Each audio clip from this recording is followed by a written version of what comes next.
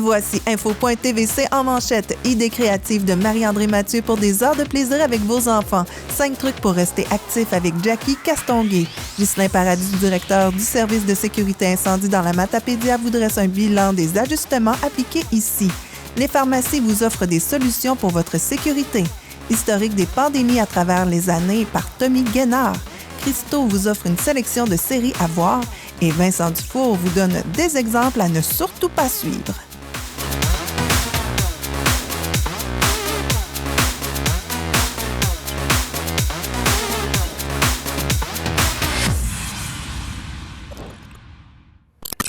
Bonjour et bienvenue à cette toute nouvelle édition d'Info.tvc, l'hebdomadaire, donc une fois par semaine. On a changé un petit peu le format puisqu'on a Info.tvc en direct qui vous tient à jour du mardi au vendredi sur l'actualité matapédienne à l'époque du COVID-19. Donc, l'Info.tvc, à chaque semaine, devient un peu un collage des meilleurs moments de Info.tvc en direct et aussi de chroniques que les matapédiens nous fournissent et font avec nous. Donc, on est bien heureux, vous allez reconnaître des visages à l'écran. Cette semaine, à l'émission Héritage, René Canuel rencontre Mariette Tremblay. L'accident a eu lieu tout près de la maison chez nous, où j'habitais, dans le rentre du Lac-Saumon. Et si j'avais regardé par la fenêtre, j'aurais vu l'impact de l'accident. Dès vendredi, l'émission sera diffusée chaque jour aux heures suivantes.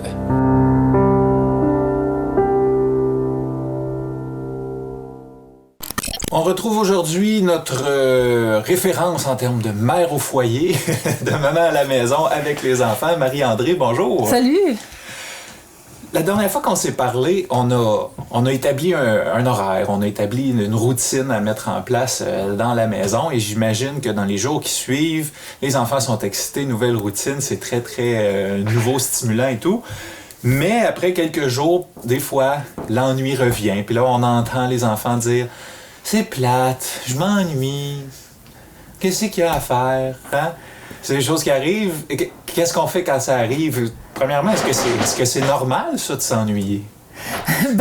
On a oublié que c'était normal. Dans les dernières années, j'entendais souvent mes amis qui se sentaient obligés de participer à toutes sortes d'activités, les fins de semaine, de planifier plein de choses pour pas avoir à faire face à des enfants qui sont à la maison puis qui disent qu'ils s'ennuient. Mais en fait, l'ennui, c'est super important. Si on ne s'ennuie jamais, on ne va pas arriver au point où est-ce qu'on invente des nouvelles choses, où est-ce qu'on crée des nouvelles choses. Et les enfants, ils sont champions là-dedans. Fait que si les enfants viennent voir les parents en disant « je m'ennuie », bien, la bonne réponse à leur dire, c'est l'ennui, c'est la base de la créativité. C'est à partir du moment qu'on s'ennuie qu'on peut inventer des nouveaux jeux, inventer de nouvelles choses. Si après 5-10 minutes, ils ne savent toujours pas quoi faire, bien là, on peut proposer des idées.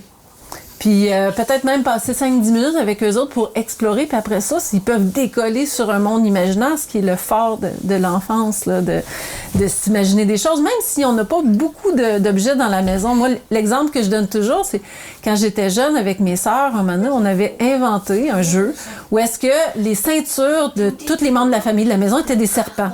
Il y avait les mamans serpents, les papas serpents qui étaient les serpents qui étaient les ceintures de mon père. C'est dégueulasse. Les garçons, pour que ça marche avec la caméra, on a besoin que ça soit super silencieux.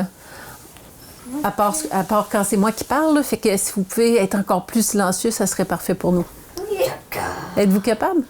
Trouver une activité silencieuse? Oui. Fait que, dans le fond, moi, je propose les activités créatrices. Pour les enfants qui s'ennuient, le bricolage, la peinture, la musique, les photos, la pâte à modeler, à tourner des petites vidéos. On peut donner un défi aux enfants. Montez-nous une pièce de théâtre. Passer la journée, pas obligé d'avoir des déguisements là, qui sont des vrais déguisements d'Halloween. Ça peut être avec les vêtements de la maison, fouiller dans le garde-robe, emprunter les vêtements papa-maman, faire une pièce de théâtre. Puis à 17h, on s'assit, les parents s'assient à la table, puis les enfants présentent leur pièce de théâtre. Faut aussi se rappeler que les enfants ont un besoin naturel d'apprendre. Ils ont cette envie-là, cette soif d'apprendre à connaître. Fait que des fois, on peut y aller avec un intérêt qu'ils ont, puis aller voir qu'est-ce qu'on peut avoir de disponible comme livre, comme référence, comme projet à partir de ça. Mais l'ennui est une bonne chose. Puis moi, une des choses que je propose beaucoup quand les enfants s'ennuient, téléphoner aux grands-parents. Là, les grands-parents, là, ils sont loin. Dans notre cas, ils sont loin de chez nous. On ne peut pas aller les visiter. On sait qu'ils sont inquiets. Fait que leur téléphoner à tous les jours, c'est une bonne chose. Autre chose qu'on peut faire avec des enfants qui s'ennuient, on peut se demander de notre part, c'est quoi les choses qu'on voulait partager avec nos enfants? En tant que parents, c'est quoi les valeurs qu'on veut leur transmettre? Est-ce qu'on a des talents qu'on serait fiers de pouvoir les aider à développer? Moi, j'aime beaucoup le dessin. Ben, ça peut être... je peux prendre...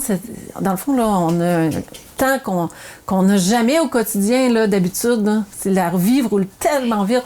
Là, j'ai le temps de m'asseoir avec eux puis de m'installer pendant 3 heures, faire de la peinture. Peut-être que ça fait longtemps que je joue un instrument de musique puis j'aimerais leur apprendre. Mais ça prend du temps, là, pour apprendre des notions de base de peinture. Il y a quelqu'un qui sait parler l'espagnol puis qui dit ben là c'est le bon temps, on va apprendre quelques phrases puis les intégrer au quotidien. Bonjour, comment ça va? On le répète souvent dans une journée, fait qu'on peut s'amuser à le dire souvent. Jardinage, réparer les vêtements, faire un budget. Ça peut être de dire, calculer là, si on va faire l'épicerie, combien ça peut coûter, ou un jeu, puis à l'intérieur du jeu, on fait un petit budget pour une connaissance très, très importante à avoir pour la vie. Ça peut être, si on est un passionné des oiseaux, on peut se rendre dehors avec les enfants, écouter les chants d'oiseaux, les regarder avec les jumelles, prendre des photos, revenir avec notre livre d'oiseaux, aller sur Dendroica, sur Internet, où est-ce qu'on peut reconnaître les oiseaux par leur chant.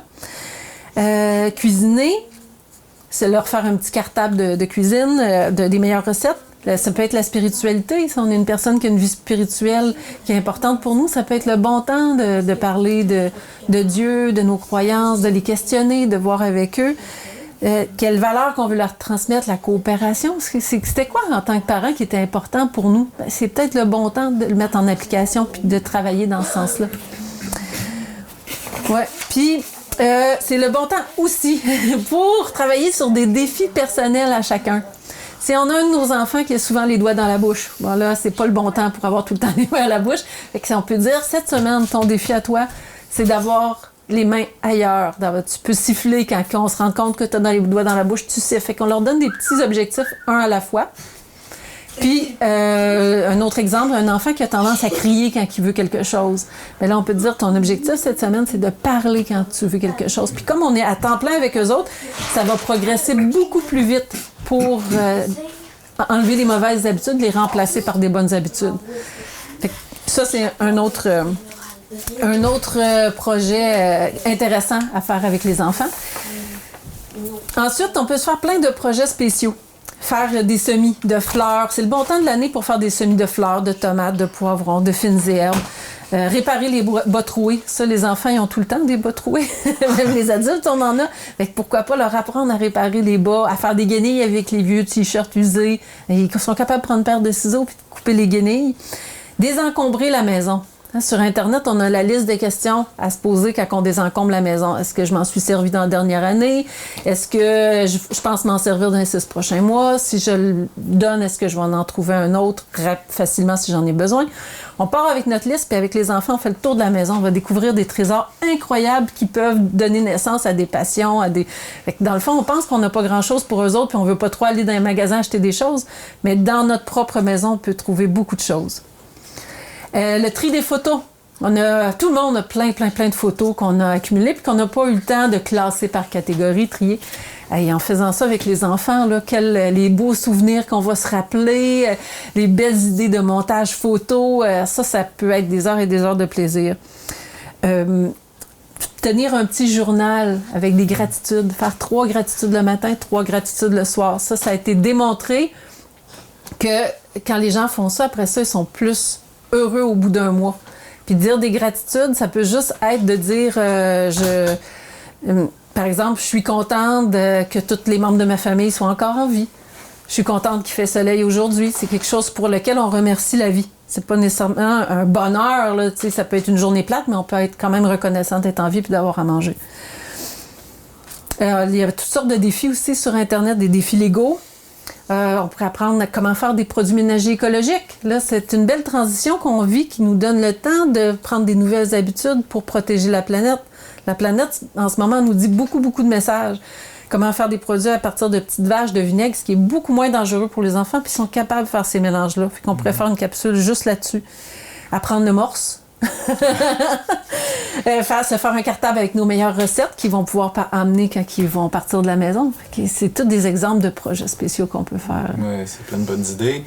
Puis j'imagine aussi qu'avec 2 garçons à la maison, il faut que ça bouge un petit peu. On les a vus jouer aux singes derrière tout à l'heure. Là. Y a-t-il des choses comme ça dans la maison qui leur permettent de dépenser leur énergie un peu? Oui, bien, on est dans une période de printanière. Il y a des journées où c'est froid dehors, on peut aller faire de la raquette, on peut bouger dehors, pelleter. Puis il y a des journées où, comme vendredi passé, il pleut toute la journée, puis là, aller jouer dehors, c'est plus compliqué avec les soutes, là, ça revient tout tremble. Fait que si on peut aménager une section de la maison pour bouger, pour s'entraîner. Fait que là, en arrière, on a une échelle qui a été suspendue. Nous autres, on a une maison qui est assez solide pour ça. Puis on a même une barre de chin-up. Puis pour les enfants plus petits, quand ils étaient plus jeunes, on avait rentré une petite glissade en plastique qui était toute petite, mais ça faisait partie comme d'un parcours de jeu où est-ce qu'ils couraient dans la maison, se faisait un parcours, ils glissaient là-dessus. Fait que ça permet de dépenser son énergie activement. Ouais. C'est nécessaire quand on est en dedans longtemps. Ouais. Ben, merci beaucoup pour ces précieux conseils, Marie. Puis on va se revoir bientôt, je le sens, pour une autre capsule remplie de bons trucs. Merci. Merci. Une matapédienne très dynamique que vous connaissez sûrement, Jackie Castonguay, vous donne 5 trucs pour rester active.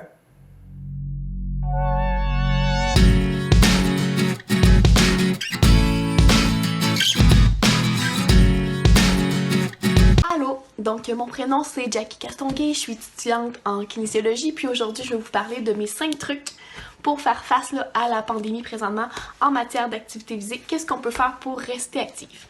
Mon premier truc, c'est de planifier un 30 minutes dans sa journée pour rester active.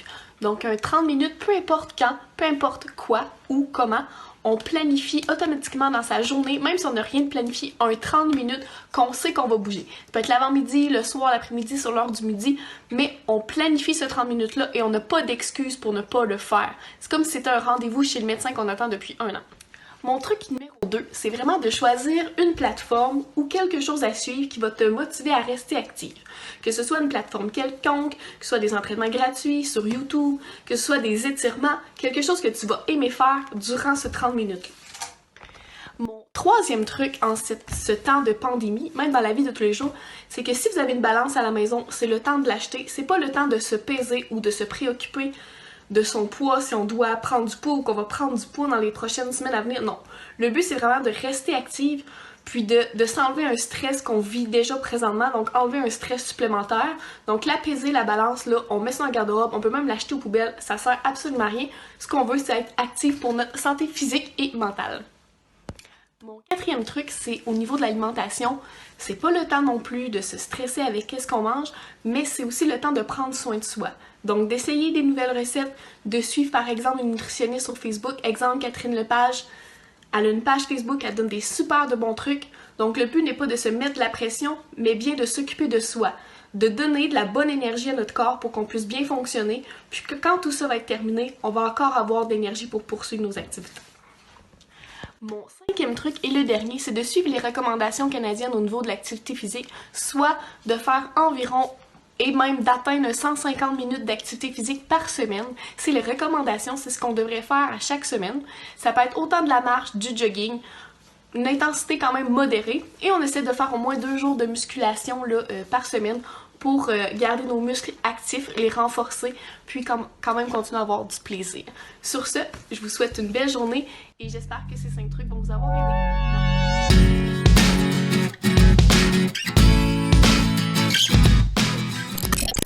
On va faire le point sur la sécurité publique et les services incendie de la MRC de la Matapédia avec le directeur du service protection incendie de la MRC, M. Ghislain Paradis. Bonjour, Ghislain. Oui, bonjour. Bonjour, merci beaucoup de nous donner de ton temps pour rassurer la population. On sait qu'il y a beaucoup de mesures qui sont mises en place en attendant que ça arrive, là, la COVID, dans la Matapédia. Oui. Qu'est-ce qui a été mis en place jusqu'à maintenant? Nous, on a des plans de mesures d'urgence qui ont été faits en collaboration avec les municipalités, la MRC. On applique vraiment ce que le gouvernement recommande présentement. Et notre coordonnateur en sécurité civile, qui est Patrick Roy, travaille présentement à la mise à jour des plans du COVID. Par contre, les plans municipaux sont à jour. OK. Considérant qu'on est déjà régional, Patrick fait déjà le suivi et nos plans sont à jour. Et présentement, on est à la mise en place de notre plan pour le COVID. Ça va très bien. À la MRC, le plan est en place. Toutes les directives qui ont été recommandées sont en place là, présentement, autant en sécurité civile qu'en pour le service incendie. Qu'est-ce que ça veut dire concrètement, les mesures en place? Exemple, là, vous avez un call là, pour aller sur un accident de voiture. Oui, bon, nous, c'est ça, on a avisé nos pompiers. On a des moyens présentement, soit par Internet, soit par nos systèmes de communication, téléphone cellulaire, on a des applications. Okay. Nos pompiers sont au courant, ils savent que lorsqu'on intervient, soit c'est un accident ou n'importe quelle intervention, on porte présentement l'appareil respiratoire et l'habit de combat du pompier. C'est la meilleure protection que nous pouvons avoir, là, c'est même mieux qu'un masque N95. Fait qu'à ce moment-là, faites pas de saut si on intervient chez vous, même pas une alarme en fonction. Nos pompiers vont arriver chez vous avec l'appareil respiratoire, vont faire les vérifications. Par la suite, on décontamine nos pompiers. On a vraiment des bouteilles en spray d'eau de javel là, recommandé qu'on met sur nos pompiers. On rince après ça à l'eau pour s'assurer que nos pompiers ne rembarquent pas dans le véhicule qui pourrait être contaminé. OK. Donc, oui, peu importe, en fait, la situation, vous arrivez habillé comme ça. Oui, c'est ça. C'est ce qu'on a donné comme directive à nos pompiers pour ne pas prendre de chance. Parce que vous savez, on est des intervenants de première ligne. Oui. Fait qu'on ne peut pas prendre de chance que des pompiers soient contaminés, contaminent leur famille. On connaît tout ce qui se passe présentement. Là. Fait qu'on applique assez sévèrement là, cette directive. OK. Et là, on s'entend que le printemps s'en vient, la fonte des neiges. Est-ce que il y a des risques d'inondation dans la Matapédia? Oui, mais pas tant. Est-ce que il y a des choses qui vont être appelées à être modifiées dans le plan d'urgence? Oui, présentement, au Québec, on a eu des avis du ministère de la Sécurité publique, Sécurité civile. On ne pourra pas ouvrir de centre d'hébergement s'il y a des évacuations de masse, exemple. Par contre, ce qui se dit présentement et qu'on travaille, ça va être les personnes vont être amenées dans des motels où qui pourront être placées sécuritairement. Ce que je vous dis là, c'est en train de se placer parce qu'ici, dans la Matapédia, il n'y a pas d'urgence. Tout va bien. Patrick fait la surveillance justement des rivières à voir comment que ça se comporte. Et la situation va très bien ici présentement dans la Matapédia. Okay. D'ailleurs, au Québec, le risque est là. Malheureusement, en plus du COVID, on sait très bien qu'il risque d'avoir des problèmes d'inondation au Québec, malheureusement. Ben oui. Est-ce que vous êtes impliqué de près ou de loin en tant que sécurité publique pour les barrages routiers pour fermer notre région? Non, pas pour l'instant. Okay. C'est le ministère du Transport et la Sûreté du Québec qui applique là, vraiment les barrages. Nous, on n'est pas impliqués là-dedans.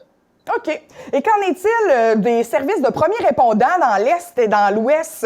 Eux, ils sont souvent arrivés avant les services incendie et les ambulanciers quand il y a un appel. Oui.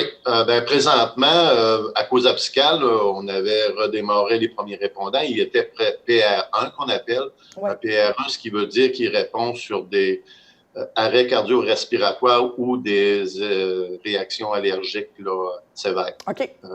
Ce qui veut dire on ne répond pas sur s'il y a un appel pour quelqu'un qui a la grippe, peu importe. On répond uniquement dans des situations d'urgence. À ce moment-là, on applique vraiment les procédures avec les masques et tout, si c'est demandé par la centrale. En ce qui concerne le secteur de Sébec, le secteur ouest, il était PR3, on a descendu en PR1 présentement, qui vont répondre eux aussi uniquement sur des arrêts cardio-respiratoires et réactions allergiques, pour ne pas placer en danger nos nos premiers répondants, là, je dis pas inutilement, là, ben, sans vraiment les placer en danger. Mais on répond vraiment s'il y a des appels plus importants là, pour la vie des gens. Là, oui. Ouais. Ben, en fait, les services d'ambulanciers sont quand même assez près.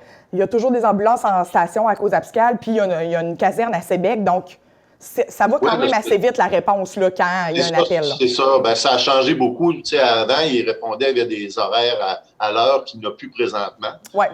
Je veux dire, ben, il y a eu une réorganisation des services ambulanciers à Causa, même Sébec. Quand Sébec est découvert, il y a une ambulance qui peut se stationner à Valbriand, qui peut couvrir une partie du territoire. Ouais. C'est beaucoup mieux organisé présentement du côté du service ambulancier dans la vallée, dans la Matapédia. Est-ce qu'il y a des consignes que les citoyens malapédiens doivent appliquer là, concernant la sécurité publique, la protection incendie? Y a-t-il des choses qu'on peut faire à la maison pour prévenir? Ben, c'est comme on dit, se laver les mains, des choses, de ne pas sortir inutilement, aussi de ne pas appeler inutilement, de faire attention, justement, présentement, de faire attention pour éviter qu'il y ait des incendies chez vous. De faire, vous êtes confiné à l'intérieur, faites les vérifications, vos avertisseurs fonctionnent-ils bien, si vos poêles sont dégagés, d'appliquer vraiment des conseils de prévention là, pour éviter justement qu'on aille à intervenir chez vous là, le plus possible. Ah, ben ça me donne une idée, ça, M. Paradis, une activité à faire avec les enfants. Faites une simulation de système incendie, de faut sortir vite de la maison. Ça peut occuper une demi-journée, ça. C'est une très bonne idée. J'ai pas parlé. Oui, faire les plans d'évacuation, dire à vos enfants qu'est-ce qu'on fait en cas de problème. Si vous voulez des conseils, vous pouvez appeler au service incendie. On va vous donner.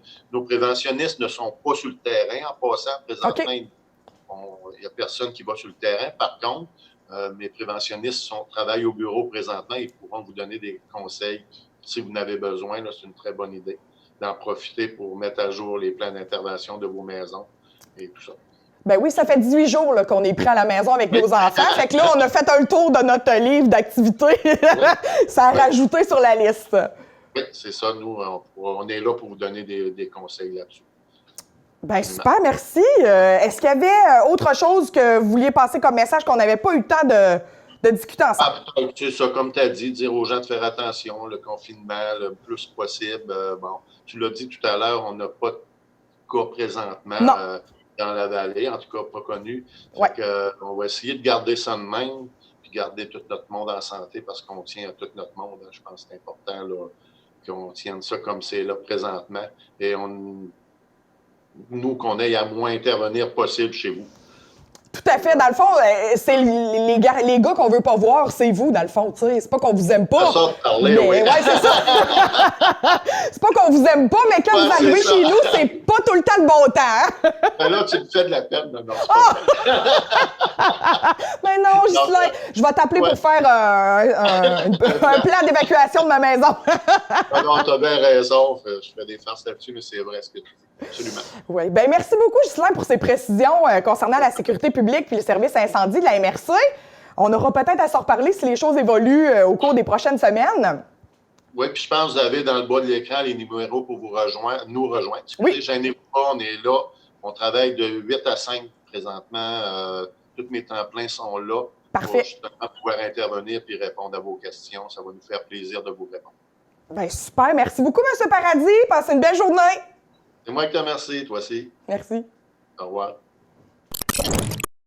Bonjour tout le monde, c'est Nathalie Roussel et oui, je suis de retour dans votre écran cette fois-ci pour vous parler des pharmacies. Oui, ben je me suis formé une équipe assez dynamique. C'est avec mes enfants, mon garçon, caméraman et ma fille au micro. Oui, c'est que là, les pharmacies vous offrent un service, il faut en profiter, le service de livraison. Vous n'avez qu'à appeler et réserver. Pour les pharmacies Family Prix, toutes les pharmacies sont ouvertes à Cause-Abscal, Amkoui et Sébec. Et ici, chez Brunet Plus, ils ont même instauré une adresse courriel. Il s'agit de brunetplus@outlook.com si vous voulez faire une commande pour tout ce qui est sur le plancher et dans les cosmétiques. Pour ce qui est des médicaments, vous pouvez appeler directement, mais il y a aussi le service en ligne qui existe depuis longtemps. Vous pouvez vous informer comment ça fonctionne. C'est assez simple.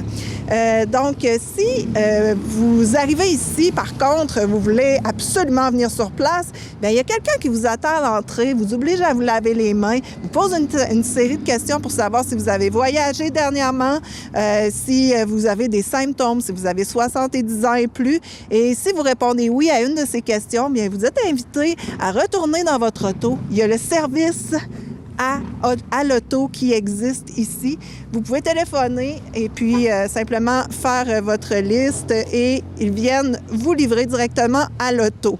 Alors, il y a plusieurs façons de faire maintenant pour pouvoir éviter de venir ici sur place. Faites-le.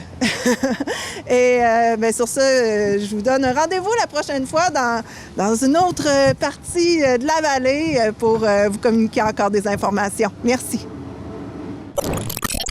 Alors, on reçoit un historien matapédien, le professeur d'histoire du Centre matapédien d'études collégiales, M. Tommy Guénard, qui va nous parler des pandémies à travers l'histoire et des leçons qu'il faut en tirer. Bonjour, Tommy! Bonjour, Émilie. Ça va bien chez vous, en confinement? Tout va bien jusqu'à maintenant? Tout va bien. On s'adapte à un rythme comme tous les Québécois. Là. On essaie de prendre un rythme, de se donner un horaire, mais c'est pas toujours simple. Hein? D'ailleurs, juste pour faire cette entrevue-là, je me suis posé 3-4 fois la question, où est-ce que je vais me placer pour faire l'entrevue? J'avoue que c'est là la question de tous les invités. On veut pas voir toute la maison des gens, fait où on se met? Donc, Tommy, on t'a demandé de faire une petite recherche à travers l'histoire du monde pour nous faire un petit portrait des pandémies, des célèbres pandémies qu'il y a eu à travers les siècles dans le monde, qui peuvent un peu ressembler à ce qu'on vit présentement. Oui. Donc, est-ce que tu peux nous dresser un petit portrait là, de certaines pandémies qui ont été plus marquantes que d'autres? Des épidémies ou des pandémies, peut-être? Oui, ben le terme là-dessus, juste préciser, effectivement, longtemps, ça a été un synonyme, épidémie, pandémie. Ça a été à la fin du 19e siècle, avant que le terme pandémie s'applique vraiment à une généralisation un petit peu plus mondiale. Donc, avant ça, pandémie, épidémie. D'ailleurs, on utilisait plus épidémie que pandémie. Ouais. Mais le mot a vraiment ressurgi là, à la fin du 19e siècle avec une grippe qui avait frappé là, aux alentours de 1890. OK. Dans le fond, la différence, pandémie, c'est que ça a plus de monde, c'est ça? Épidémie, c'est confiné à un pays, mettons?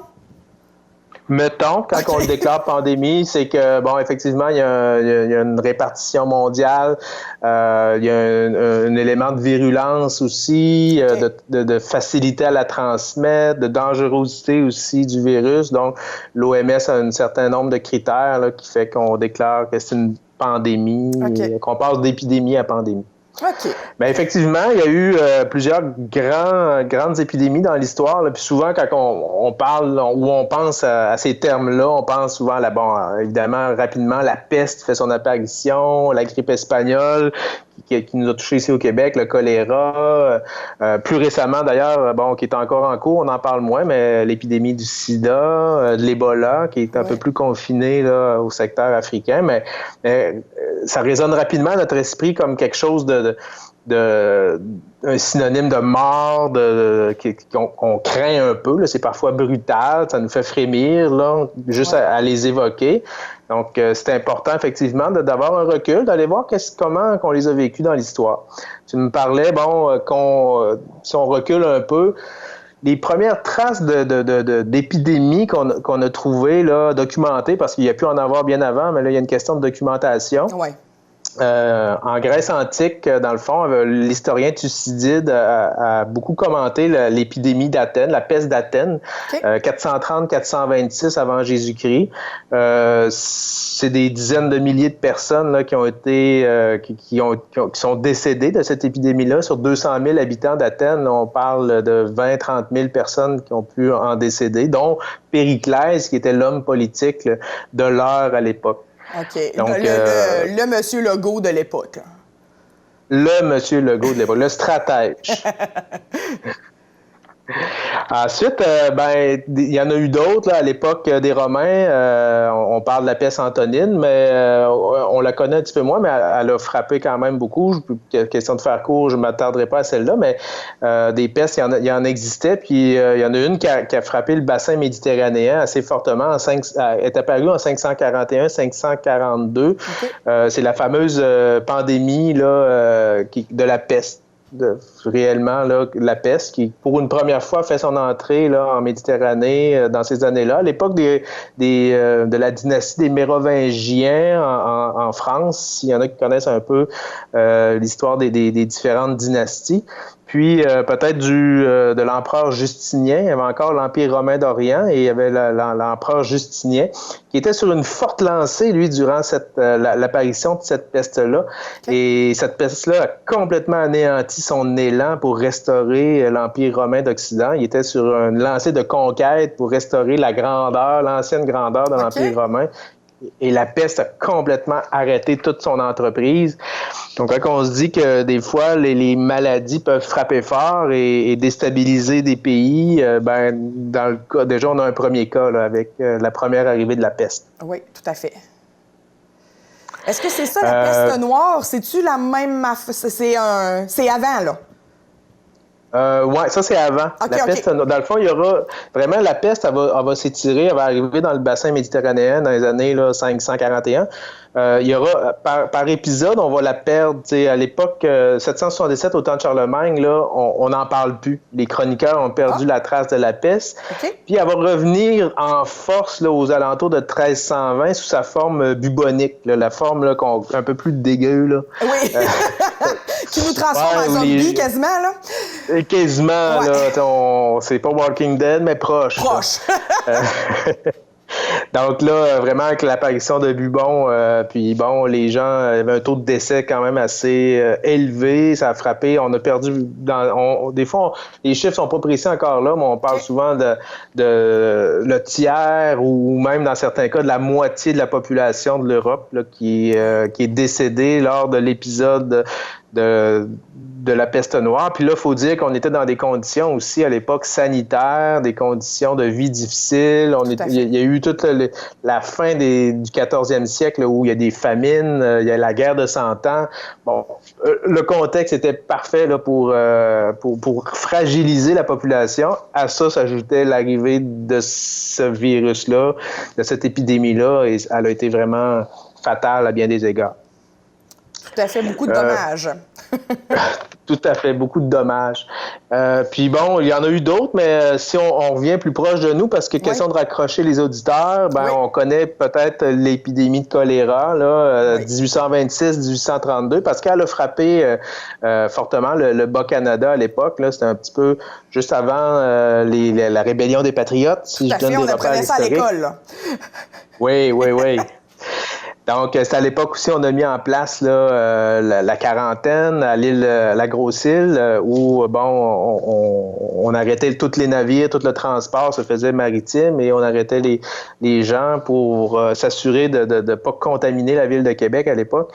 Et c'est le drame aussi de la Grosse-Île, là. Évidemment, on mettait en quarantaine, mais pas avec les conditions d'isolement qu'on le fait actuellement dans nos maisons, là. Tout le monde parqué dans une étable quasiment, là, dans une usine à gens et tout le monde se partageait les microbes et c'était une grande tragédie parce que oui, tout à fait.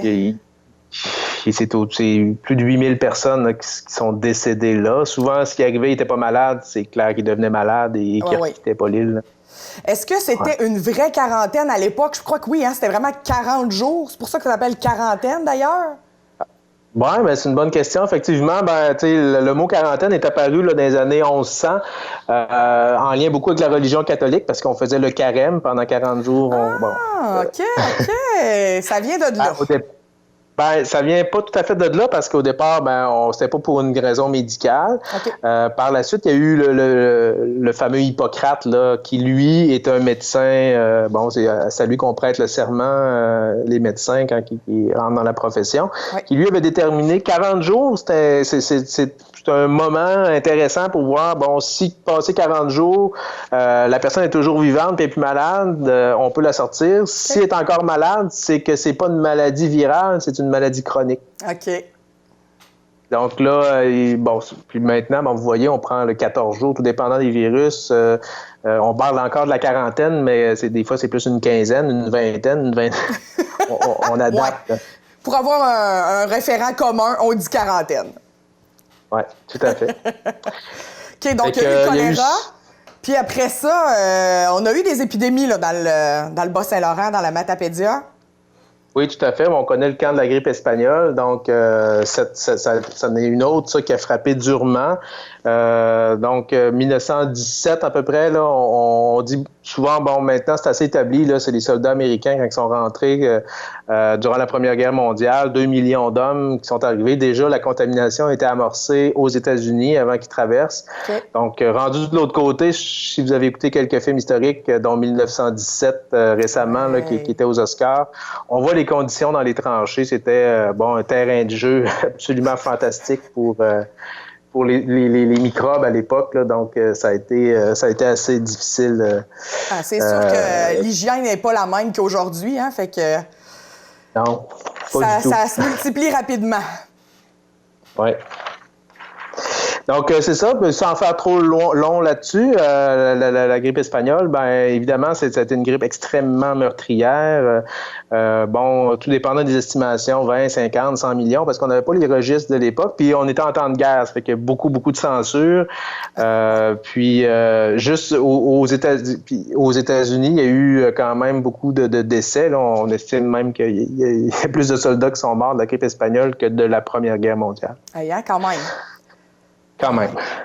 J'imagine qu'il y avait des théories de conspiration. Peut-être que tu peux pas répondre, là, mais tu sais, quand il y a un virus qui tue la moitié d'une population comme ça, il y a toujours une espèce de théorie de conspiration qui dit que c'était une fabrication humaine. On l'entend là, avec le COVID-19. C'est une fabrication humaine, on fait une purge. J'imagine qu'il y avait ça aussi à l'époque, hein? Des fois, c'est un fléau de Dieu. Ouais, c'est ça. Hein? Là, c'était plus Dieu qui était là. Ouais. Déjà, à l'époque, on peut dire que les guerres bactériologiques, là, c'est pas le cas du tout du COVID-19, là, mais ça existait, c'est documenté que certains militaires ont déjà transmis volontairement des bactéries. D'ailleurs, quand les Mongols là, sont allés attaquer là, pour la peste en 1326, déjà la peste ravageait la Mongolie, puis on lançait des cadavres infectés de l'autre côté de la forteresse. Question de leur transmettre la maladie, donc c'était déjà quelque chose. Les moyens sont bons! Et on n'est pas là-dedans du tout aujourd'hui. Non, on est loin de là. Visiblement, on a évolué là-dedans.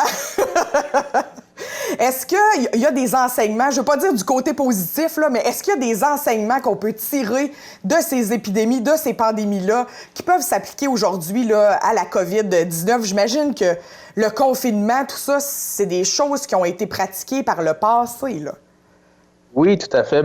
Tu l'as parlé tantôt, Émilie. Le principe de la quarantaine, là, qui est éprouvé depuis longtemps, là, on le fait dans un premier temps avec les léproseries, qui n'étaient pas tout à fait on le faisait approximativement, mais on savait qu'il fallait isoler les malades à l'époque. Donc ça, le principe de la quarantaine, qui est apparu à l'époque de la peste, là, où on a fait des réelles quarantaines au 14e siècle. 14e siècle, c'est ça. Donc là, ça, on peut dire que on le généralise aujourd'hui, puis qu'on l'applique, puis on le raffine, puis c'est un apprentissage qu'on a fait des anciennes pandémies. Le principe des cordons sanitaires aussi, à l'occasion, on va bloquer des frontières, c'est ce qu'à l'époque on appelait un cordon sanitaire, qu'on a fait en France en 1821. On a envoyé 30 000 soldats à la frontière espagnole pour bloquer une épidémie de fièvre jaune. Donc, le cordon sanitaire, ça a été une mesure utilisée à une certaine époque.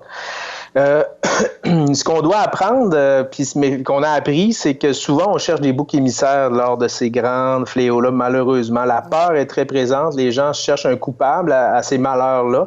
Donc, dans le fond, ce qu'on apprend, c'est qu'il faut se méfier de ce réflexe-là, de tomber dans la peur, d'essayer de trouver un coupable. Les Juifs y ont goûté beaucoup dans plusieurs épidémies. Aujourd'hui, on voit que le président Trump appelle souvent le virus chinois, puis il stigmatise une population. Il faut vraiment faire attention à ne pas tomber là-dedans. Ouais. Autre élément, je pense, important, c'est on a compris aussi dans les épidémies que, bon, une fois qu'on a compris que c'était pas Dieu puis que c'était pas avec la prière qu'on allait guérir, il faut écouter la science. Il faut écouter la science, puis il faut s'éloigner des fausses sources d'informations. Tantôt, tu en parlais des théories du complot et tout ça. C'est rarement gagnant de s'en aller dans cette direction-là. Donc, la science est là, il faut l'écouter, et ça, on l'a appris surtout avec la grippe espagnole.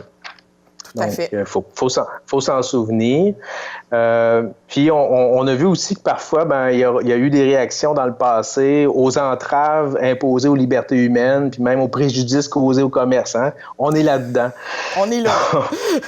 Donc, au 19e siècle, début 20e siècle, le libéralisme est en plein essor, et là, c'était la libre entreprise, c'était les libertés individuelles. Donc, des fois, il faut passer par-dessus ça, surtout en des temps là, où on a une forte pandémie très contagieuse. Puis l'importance aussi de désinfecter les lieux. La grippe espagnole nous a appris ça. Des désinfections ont commencé à se faire de plus en plus. Les lieux publics, désinfecter, les autobus, les transports, les lieux où les gens pouvaient se rassembler. Ce que je comprends, c'est qu'on est sur la bonne voie là, présentement. Là. On applique tout ce qu'on a appris par le passé. Là. Oui. Ce qu'on a appris aussi par le passé, ça, on n'est pas encore là-dedans, mais il faudra peut-être s'en souvenir, c'est que faut être vigilant parce que la maladie peut prendre une pause puis revenir en force. Ah, oui. Ça, on l'a vu avec la grippe espagnole. Là, l'été 2018, elle s'est comme reposée. On avait l'impression qu'on s'en était sorti. Le beau temps était revenu. Et en septembre, elle a redécollé. Et c'est là qu'elle a été le plus forte. C'est là qu'elle a été la plus meurtrière. Seulement au mois d'octobre, c'est 195 000 soldats américains qui sont morts dans le mois d'octobre 2018. Puis dans toute la guerre, bon, ils ont participé 17-18, la guerre a fait 116 000 morts chez les soldats américains. Mais juste le mois d'octobre, la grippe espagnole en a tué 195 000, alors qu'on pensait qu'il y avait un répit. Donc, il faudra rester attentif.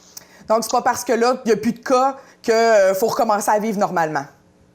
Non, c'est ça. Voilà. Et puis, est-ce que tu as regardé un petit peu en terminant, là, qu'est-ce qui est arrivé aux sociétés, aux communautés après les pandémies? Est-ce qu'on peut voir un peu dans l'avenir avec ce qui s'est passé par le passé? Jusqu'à quoi on peut s'attendre? Il y a des gens qui disent beaucoup que là, la Terre nous a envoyé réfléchir dans notre chambre, puis il faut qu'on revoie, puis que le monde ne sera plus jamais comme on l'a connu. Qu'est-ce qu'on peut retirer de ce qui s'est passé? C'est intéressant sans tomber dans les prédictions à la Nostradamus. Là. Ah oui, allez, Tony, prédis-nous l'avenir.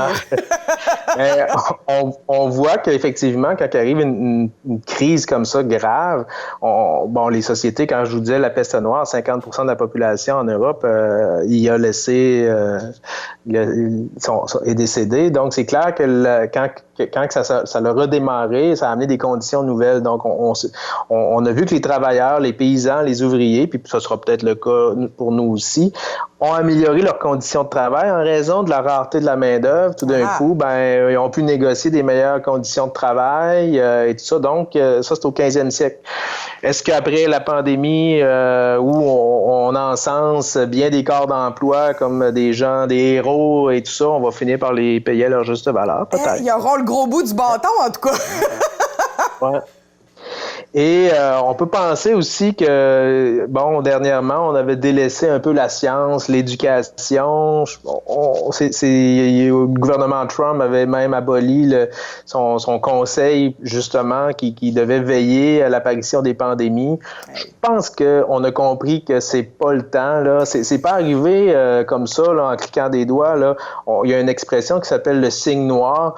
C'est que les scientifiques l'annonçaient depuis longtemps. C'est un peu comme les changements climatiques. On les annonce, puis on veut pas les croire tant que ça nous frappe pas. Exact. La pandémie était annoncée depuis au moins 1 an, quasiment assez bien détaillée par des scientifiques, mais on voulait pas investir là. Il n'y a pas d'argent à faire dans l'investissement dans ce genre de crise-là. On préfère garder nos lunettes roses.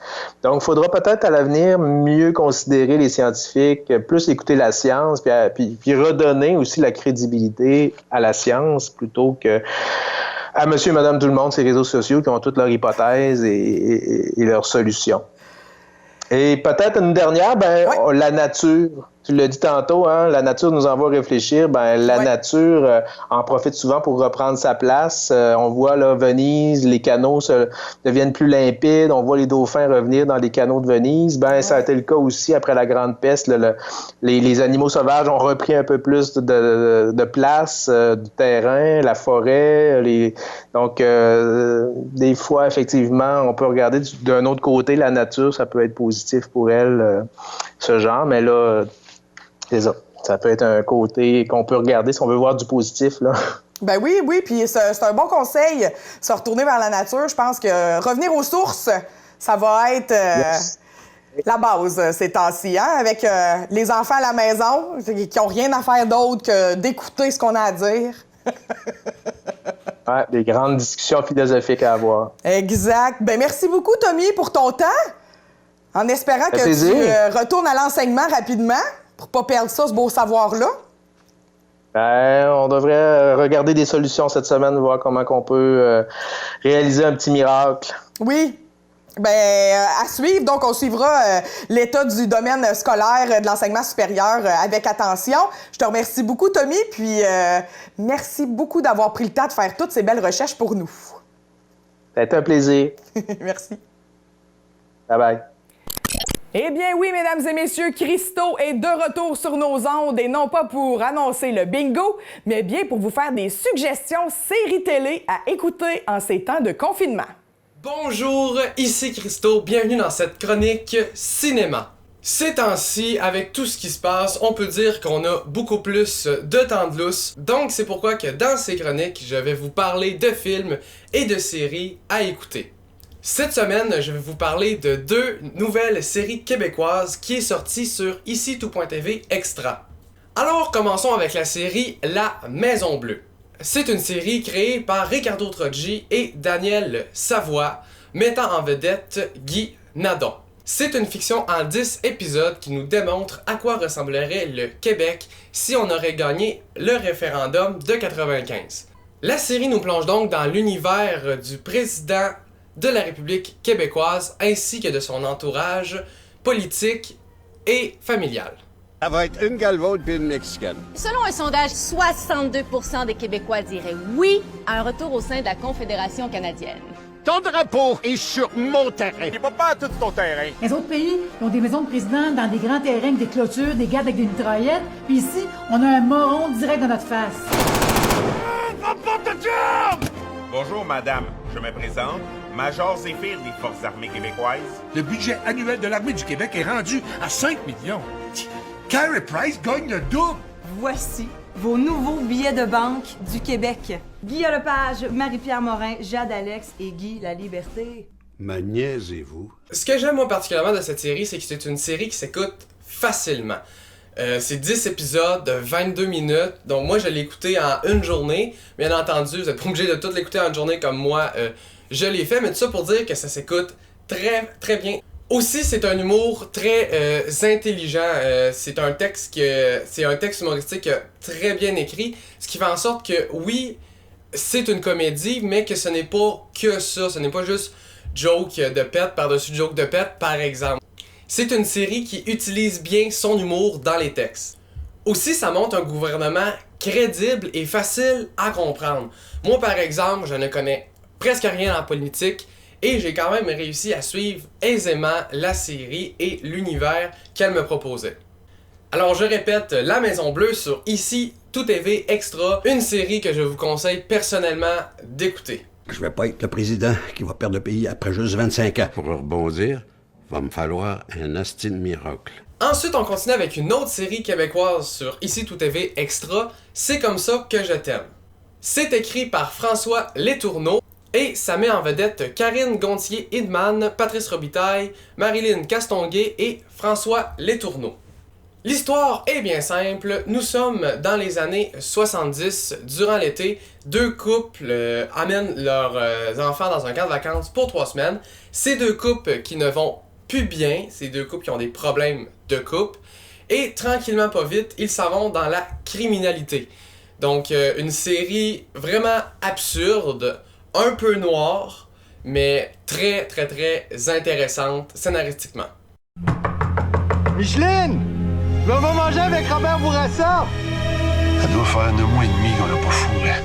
Là, il faut que je choisisse entre le passé ou l'avenir. Micheline vient de m'annoncer au souper qu'elle demande le divorce. As-tu déjà eu envie de tuer quelqu'un? De quoi tu parles? Vous couchez ensemble depuis 1 an? On revient dans la maison immédiatement. Martin broille tout le temps. Notre fils, tu le tapettes, c'est de ta faute! Est-ce que vous allez être pareil quand on va revenir? On se partirait pas ça un petit peu wild, là? Ces 3 semaines-là. Ce que j'ai aimé de cette série-là, c'est que les textes sont bien écrits. Mais ça, on peut donner ça à François Letourneau. C'est lui aussi qui avait fait la série Série Noire et Les Invincibles. Je sais pas si vous avez vu ces 2 séries-là. Peut-être que j'en parlerai un jour.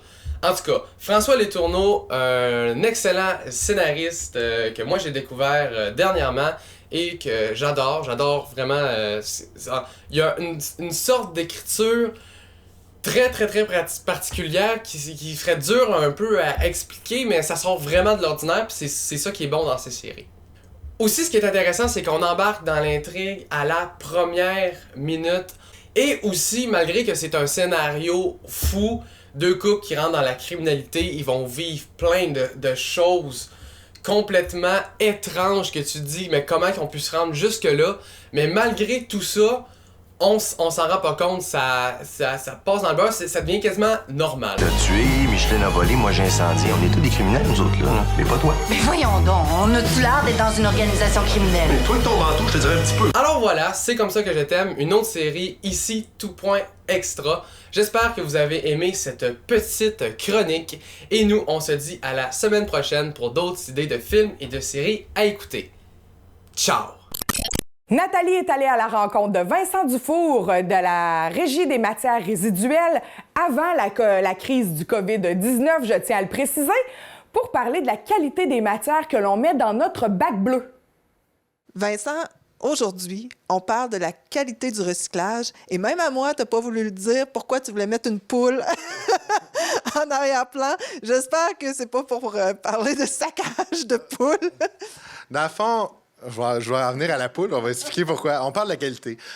Pourquoi est-ce que ça nous prend une bonne qualité dans le recyclage? Le recyclage étant le bac bleu et le bac brun. Donc, c'est que, évidemment, lorsqu'on envoie nos matières dans le bac bleu, on veut que la machine est faite pour traiter le papier carton, est faite pour traiter le métal, est faite pour traiter les plastiques.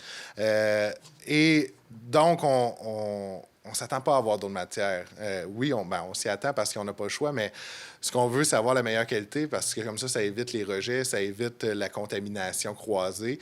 Même chose pour le bac brun, où est-ce que, évidemment, les matières sont envoyées à l'usine de biométhanisation à Rivière-du-Loup. Donc, s'il y a des matières qui ne devraient pas y être, ça peut contaminer. Puis lorsqu'on va avoir du biogaz de la meilleure qualité possible, puis après ça, quand on envoie ça en champ agricole, on veut s'assurer qu'on n'envoie pas n'importe quoi dans les champs. On veut s'assurer que le gaz qui va être généré va être de qualité. Tout pourquoi ça nous prend une bonne qualité de matière. Et évidemment, ça nous aide à réduire les coûts à quelque part aussi parce que si je prends le centre de tri, par exemple, qui reçoit trop de mauvaise qualité, lorsqu'on va aller en renégociation, ils vont nous dire, ben là, votre qualité est trop mauvaise, votre prix va être plus élevé. Donc, on a tout à gagner d'aller chercher de la qualité. Ouais. Si on parle dans le bac bleu, je vous le disais tantôt, papier, journaux, carton de lait, emballage, on veut aller chercher ça. Les contenants de plastique 1, 2, 3, 4, 5, 7 et le 6 rigide. Donc, on évite le styromousse, qui est du 6 expansé. Donc, les contenants de métal, on essaie d'éviter les canettes consignées. Dans le bac bleu. On retrouve beaucoup de canettes consignées dans le bac bleu. Puis, oui, ils vont être recyclés, sauf que eux, ça reste un centre de tri qui ne sont pas supposés gérer ça. Donc, là, ils sont obligés de traiter une matière qui, normalement, n'aurait pas dû avoir. Ce qui n'est pas dramatique parce que ça va être recyclé, mais ça reste qu'ils préféraient ne pas l'avoir. Puis, de toute façon, on a mis au Québec un système de consigne. Donc, évidemment, utilisons-le à bon escient. Et finalement, l'autre, c'est les contenants, les bouteilles de vin qu'on veut, qui vont dans le bac bleu. Les gens me demandent des fois, c'est-tu grave si c'est cassé? Je vais vous le dire, quand ça arrive dans le camion puis il y a un compacteur, ça casse de toute façon. Puis le centre de tri est équipé de toute façon pour s'assurer que de retirer le verre déjà lorsque ça arrive. Donc, il n'y a pas de contamination après. Là. Souvent, je sais que dans les médias, ça s'est beaucoup jasé. Est-ce que le verre contamine notre bac bleu? Nous, c'est pas un problème au centre de tri à Montjoly. Où va notre bac bleu? Des choses qu'on ne veut pas avoir, et là, je vous donne des cas réels. Du styromousse, des chaises de plastique. Oui, on sait, c'est du plastique et tout ça, mais c'est pas ce qui va dans le bac bleu. Des vêtements. Vêtements, évidemment, on aimerait ça que les gens les portent à la friperie lorsqu'ils sont encore bons pour qu'ils puissent être réutilisés. C'est préférable au recyclage. Donc, allez le porter à la friperie. Des poules. Voilà pourquoi l'image. C'est vraiment des cas réels. Puis, j'utilise ça comme choc. Des poules, des veaux, des chats. Il y a tout ça dans le bac bleu déjà. Donc, évidemment, c'est des choses qu'on ne peut pas voir. C'est pas plaisant pour les employés du centre de tri. Donc... Mais ça arrive souvent? Pas souvent, mais c'est arrivé. Mais on s'entend que c'est pas la place pour se départir de poules. Donc, d'où pourquoi l'image de la poule, j'avais besoin d'un cochoc.